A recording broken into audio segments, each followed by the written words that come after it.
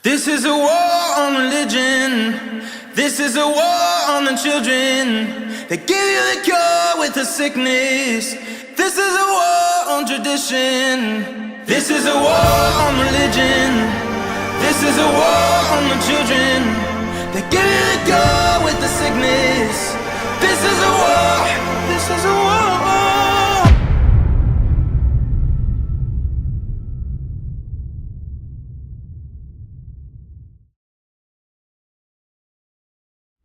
This is Dr. Kevin Cruz with the Truth, Faith, and Action Alliance, and I'm so glad you're taking the time to watch this video about one way we can help save our children.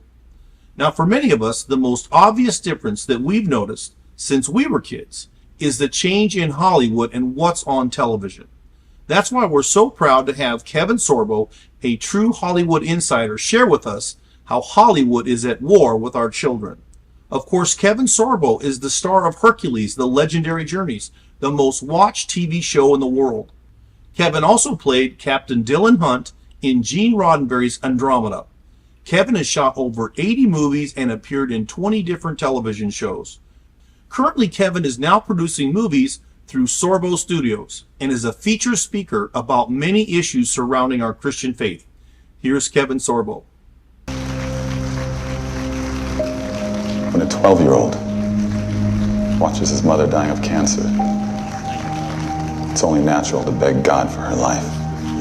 And he'll promise anything to his make-believe grandfather in the sky, including to love and worship him forever, if only he will spare her. Sometimes the answer is no. Tell that to me the day you lose someone you love. She died believing a lie. She died believing that someone out there loved her even while he was strangling her to death.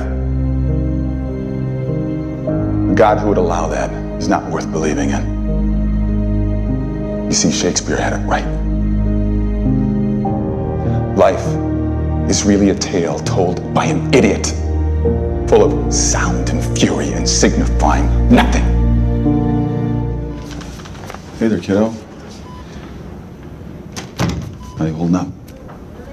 Pretty good, thanks to you. I guess I ruined your surf shirt, huh?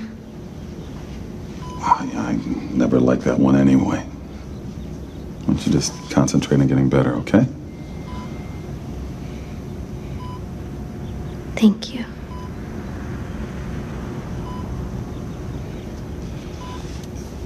You were amazing out there.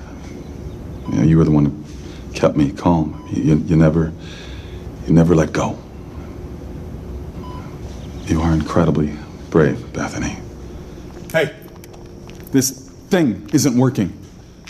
This thing? Yeah, this what if. I mean, my kids hate me. Winnie's convinced that I don't love her anymore. I divide my time between saying stupid things and doing stupid things. And the church is a disaster. I mean, it's a race to see which happens first. The villagers grab torches and pitchforks, or I reduce the congregation to zero. Like, you need to end it.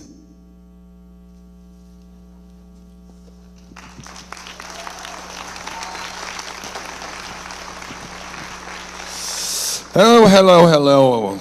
Little reminder of some of the wonderful movies I've been very, very fortunate to be part of. By the way, folks, you see this flag over here? You see that?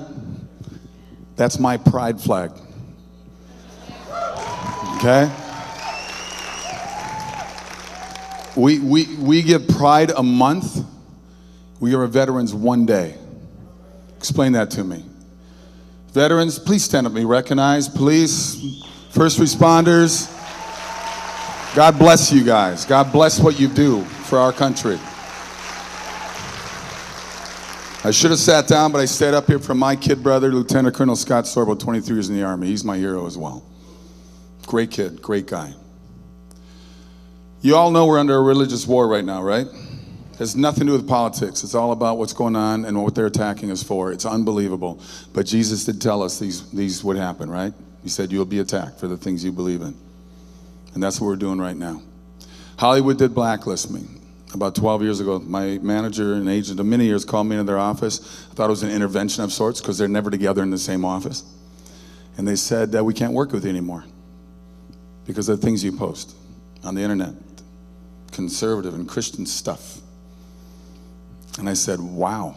I said, you guys are the ones who scream for tolerance. You're the ones who scream for freedom of speech, but you know they're hypocrites. It's all a one-way street. So it opened a brand new door for me in the things I wanted to do in the fight that we have. Because Hollywood is after your kids. That's what this whole event that we're talking about right now is, saving our kids, saving the future generations of this country, and the world for that matter. Because as America goes, the rest of the world follows. And we're the ones that can save the world. And it's our kids that have to be the ones that we have to pass the banner off to. Because I'll tell you, it is unbelievable what we're doing. Talk about the emasculation of what we're doing to men and to boys in this country, to our public schools. My son, my 22-year-old son, who's taller than me, he's 6'5". I'm 6'3". Both my boys are taller than me, and they let me know. But anyway, he goes to the gym to work out, and he wears T-shirts like "Embrace Masculinity" and "Patriarchy is the future." He's there to, ignite the flames just a little bit when he goes out there, which is great though, because I do the same thing. My wife and I formed SorboStudios.com to do movies that Hollywood used to do, movies that embrace love, redemption, faith, laughter. Hollywood used to do that. You remember that, right? How many turn on anything in cable networks? I can't last 5-10 minutes into the stuff and their agenda comes out right again. I'll go, here we go. I just got to turn it off. I love going back and watching old movies. You know, watch Mayberry RFD. It was great. You know, I Dream of Jeannie, anything like that. Bewitched. I was at an autograph show about these Comic-Con shows that we do. I was shown, I got to be next to Barbara Eden for 3 full days. We had wonderful conversations, and I was like 6 years old when that show came out. And all these fans coming up, and oh, I love your soul, I love you so much. At the end of it, I put my arm around her, I said, you know what, Barbara? I grew up as a little kid watching your show too. When I'm 6, 7, 8, 9 years old watching that, and I knew I'd have no problem with my sexual identity.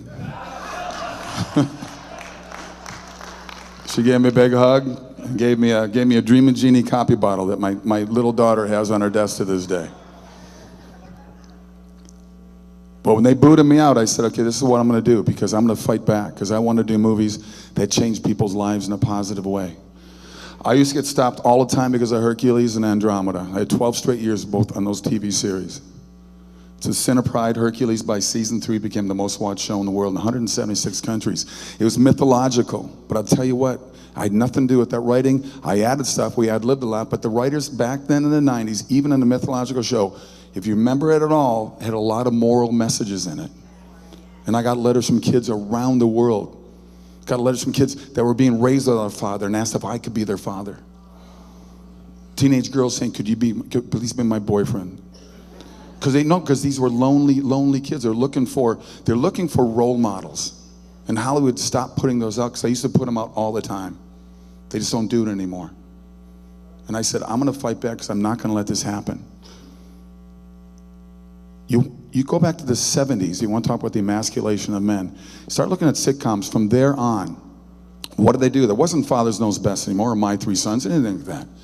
The dad is always out of shape. The mom's a babe, and the teenage kids use dad as a pincushion and make fun of him. They're teaching our kids for decades now that the father is not important in the family, that he's not necessary. And that's what they've been doing. And I'll tell you what, I'm here to fight it back, because I'm not going to let it happen under my watch. There's just no possible way. They can boot me out all they want. All they want. A big change for me before Hollywood booted me out was in 2010.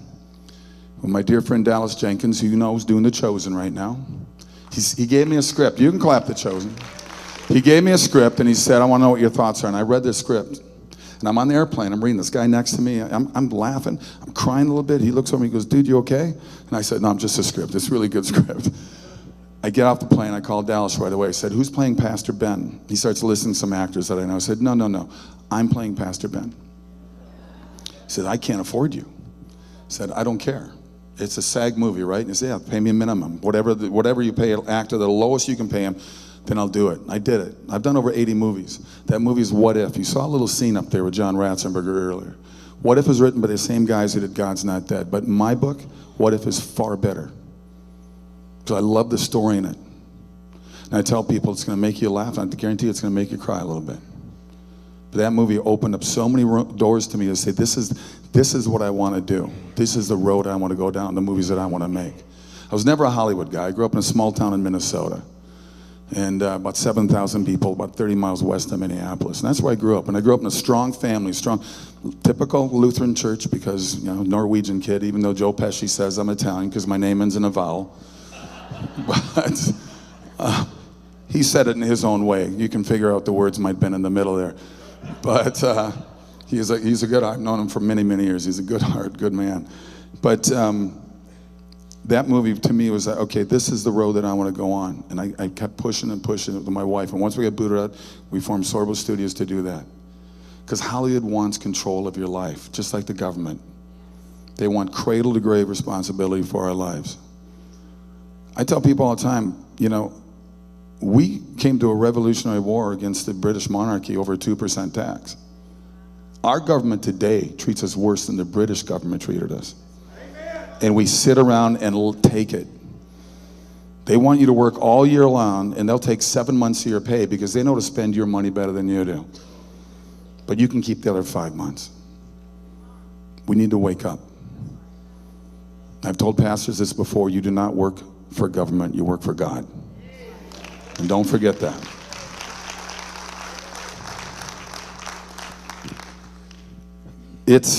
I started really coming out and going after this whole emasculine thing, this thing that they're going after us and trying to cut down men, cut down fathers in the book. Kurt Cameron's a dear friend of mine. We were neighbors for many years in California. By the way, I escaped California 5.5 years ago. I live in the free state of Florida. We love it here.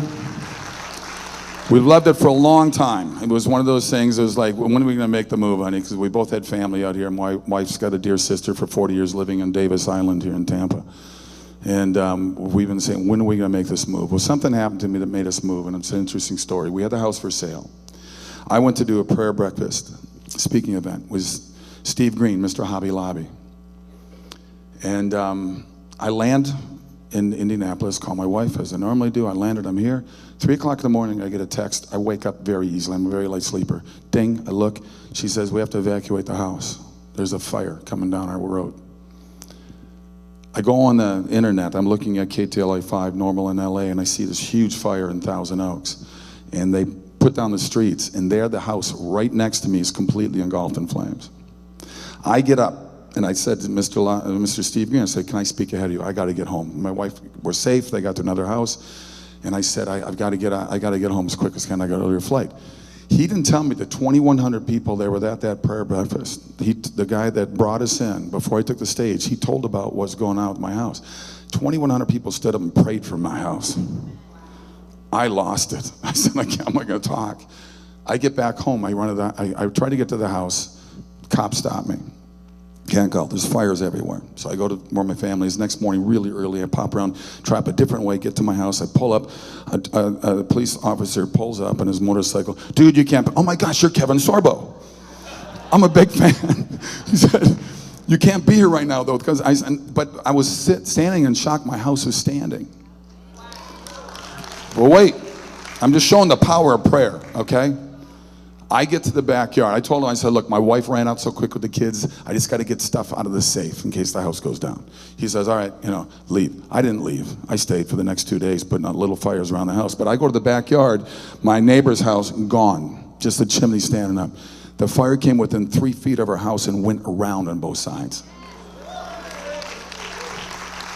Don't tell me there's not power in groups of prayer. God calls for it, doesn't he? It's in the Bible. It's a good thing. You got to teach your kids that. So how did we get here?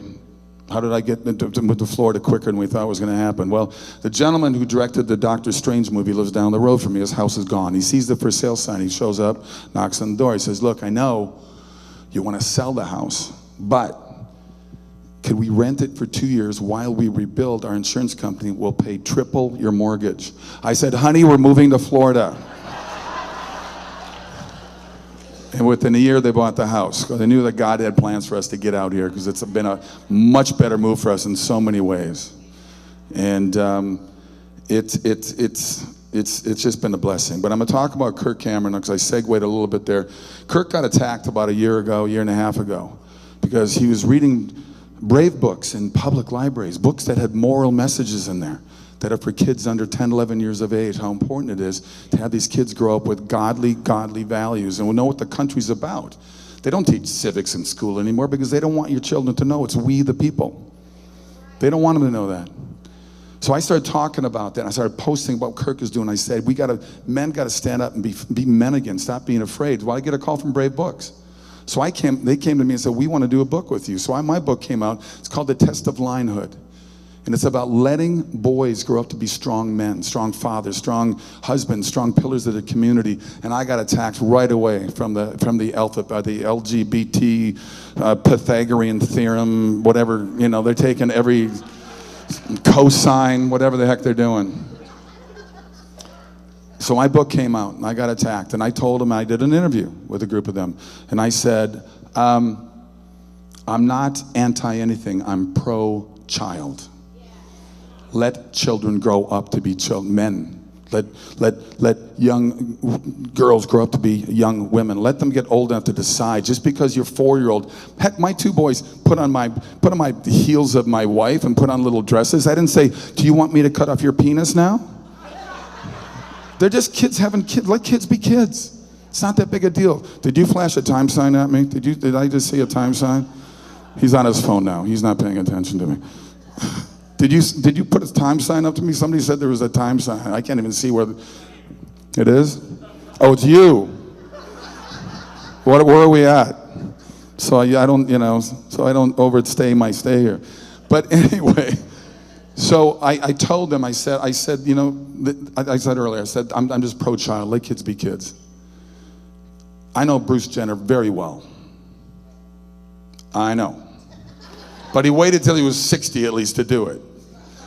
And I never called him Bruce. I always called him Jenner, so I wasn't going to call him Caitlyn. So when I walked up to him and he was like 6'6" in high heels, I said, hey, Jenner, anything new going on, man?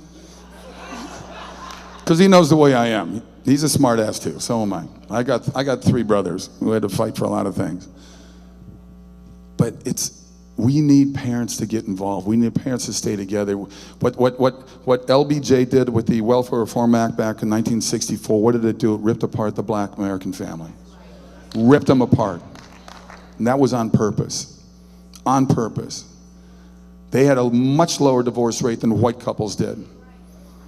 And what did they do? They said, have 5 kids from 5 different guys and we'll just pay for them. Don't worry about it. They've done nothing. And thanks God, friends like mine, like Shaq and Charles Barkley, are coming out and saying to the black community, wake up. What have they done for us in the last 60 years? What have they done to make our lives better, make school better, make education better? They've done nothing. You can bash Trump all you want, but I'll tell you what, I said way before he got elected president the first time around, I said, I want a businessman to run America, not a politician.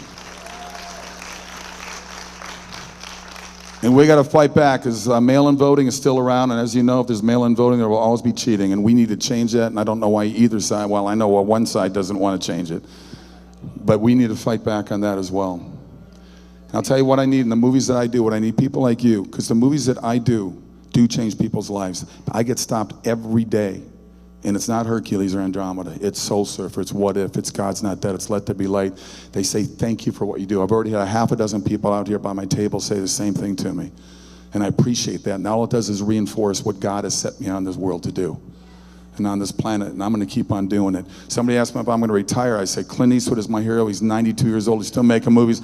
I'm going to make movies. They're going to have to drag me off the set. It ain't going to happen. But the trouble is, with the independent world, is how do you raise money for these things? I do movies in the $3 million range. You go, wow, it's a lot of money. No, it's not. Hollywood does $300 million movies. The Jurassic Park, Pirates of the Caribbean. $3 million is catering on those shows. Seriously. And then they have $100 million to promote these things, to put the trailer in every football, soap opera, sitcom, and you get saturated with what they got going on. I don't have a $100 million advertising budget for a $3 million film. I got 2 wonderful things coming out right now with Epic Times, and they're actually represented here today. I got a wonderful documentary called Hollywood Takeover, and it deals with the Chinese takeover of Hollywood. And let's face it, China we're probably in debt to about 2/3 of our debt to that country alone. And what are they doing? They're buying up America.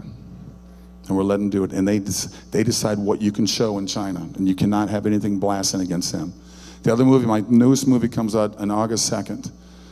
And it's called The Firing Squad. It's a true story. I play a guy that killed somebody on the beaches of Indonesia when he was in his 20s. He's on the death. He's about to be murdered. He's going to be killed. And they still use the firing squad because he was killed in 2015. But during that time, he became a pastor. True story. And he changed the lives of many inmates and many guards. At the end of that movie, he would not take the blindfold. He looked at the guards across and said, "I love you and God loves you," before they shot him dead. And I hope you don't promote that movie when it comes out, August 2nd.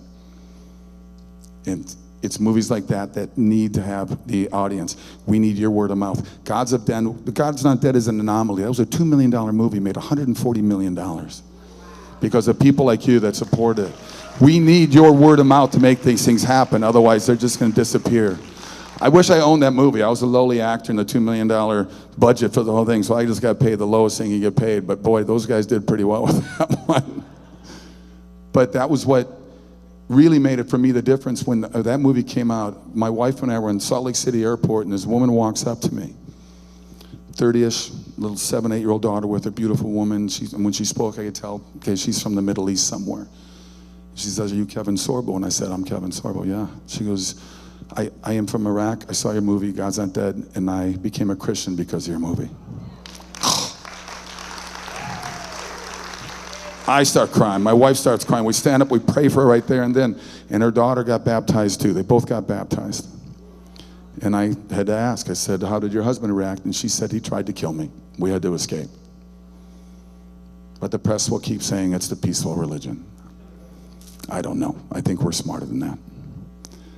But this is why the road I'm on now has been worthwhile. It's incredible. I mean, it's incredible, the response we're getting from people. I know that we got to fight. This is a huge fight because they're not letting go. And my wife's going to speak next after me, and trust me, she's very passionate. We're homeschoolers. She travels the country talking about it because that's where it starts as well. Well, it really starts in the womb, doesn't it? But there will be other people talking about that because I do a lot of pro-life speaking. And it's murder, I'm going to say it. It's a human being. I worked with 2 women that hated me to work with me, even though I'm a pretty easy guy to work with. But they hated where I stood. And they got in my face about the whole, I mean, every election, it's like in the top 2 things that the Democrats want, right? And I tell women all the time, my body, my choice. It's really not your body, because if it was, you'd be dead. It's not your body. You're the host of that body. You're the mother of that body. But there's a heartbeat within 22 days. And for these women, one day in the makeup room, I set them up. There was a true article about a man in Hawaii who got 7 years in prison for eating a sea turtle egg. One of them says to me, "You should have got life." I said, it's an egg. She goes, "That egg would become a sea turtle."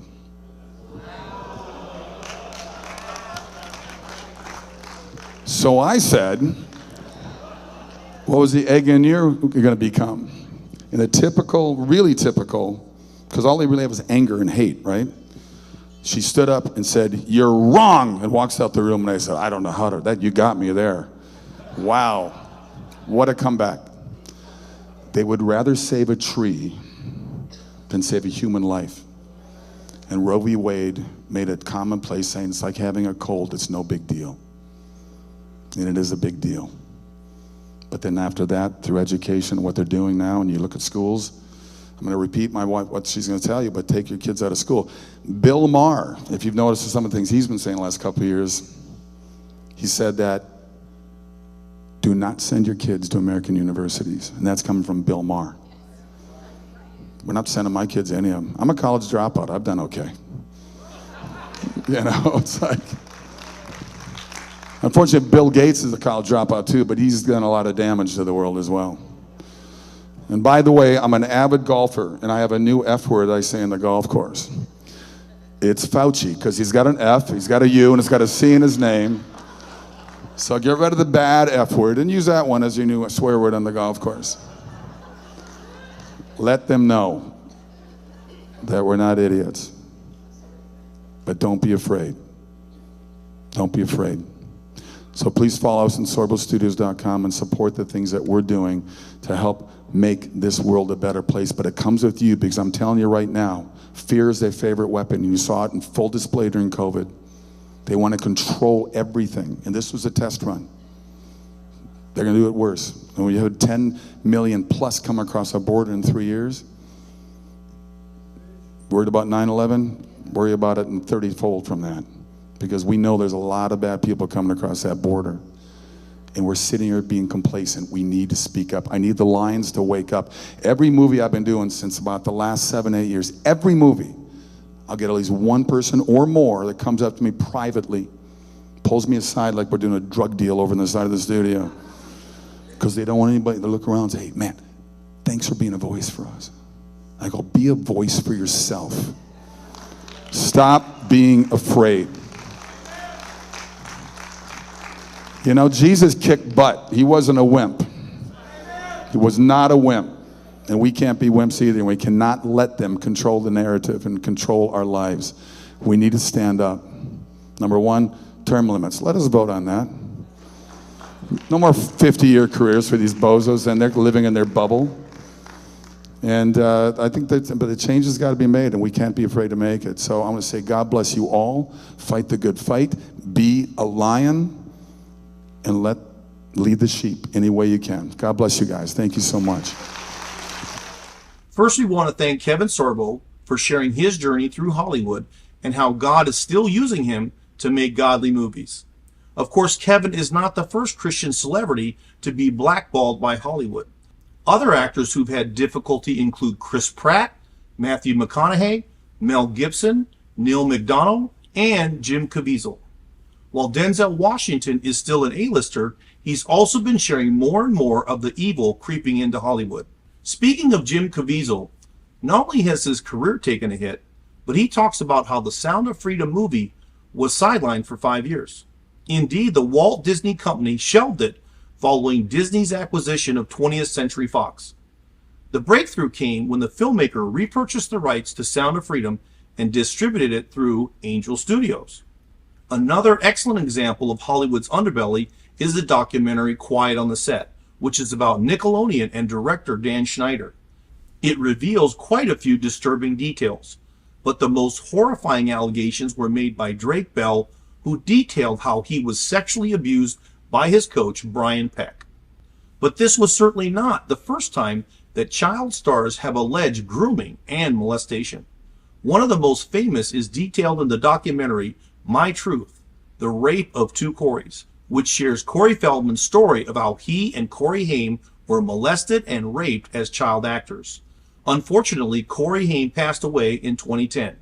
However, the most egregious sign of the war on our children comes from the global conglomerate of Disney. Never have we seen a company put the indoctrination of our children over profits. Indeed, Disney lost billions rewriting the scripts of their forefathers to comply with the LGBTQ and woke movements. But honestly, as a parent, Disney is infuriating because all of a sudden, everyone is being portrayed in their shows as either gay, trans, or woke. It was revolting to watch. It's as if everything that has made us great as a nation is now something to be despised. Even Budweiser decided to lose money and destroy their reputation to push a woke agenda. But America doesn't want what they're selling, and they pushed back. That's why we have a new slang called go woke and go broke. Of course, this corruption isn't just in Hollywood. The other media that acts like the Pied Piper to our children is the music industry. And Sean Diddy Combs is blowing up the media with allegations of sex trafficking and every other sexual deviancy. But what does that all mean? As Kevin Sorbo already mentioned, it means that we must intervene as parents in every area of our child's lives. We must support those who are already taking action to protect our children, just like Sorbo Studios. And that is what the Truth, Faith, and Action Alliance is all about. But remember, to take this message across our country, we're going to need your help. To find out more about how we can help each other, please visit our website, truthfaithandaction.org, If you would like to hold a Save Our Children conference or learn how to form a community action group in your church or area, please get in touch with us at info@truthfaithinaction.org. Of course, don't forget to like us on Facebook, Instagram, and Twitter X. Lastly, if you would like to hear more from Kevin Sorbo, we'll be releasing an interview we did with him on the Supernatural Junkies podcast, and you can find us wherever you podcast. As we end this session about Hollywood's assault on our children, we pray for a spirit of unity to sweep across the Christian world as we come together for the sake of our children. May God bless you, and may God help us to save our children.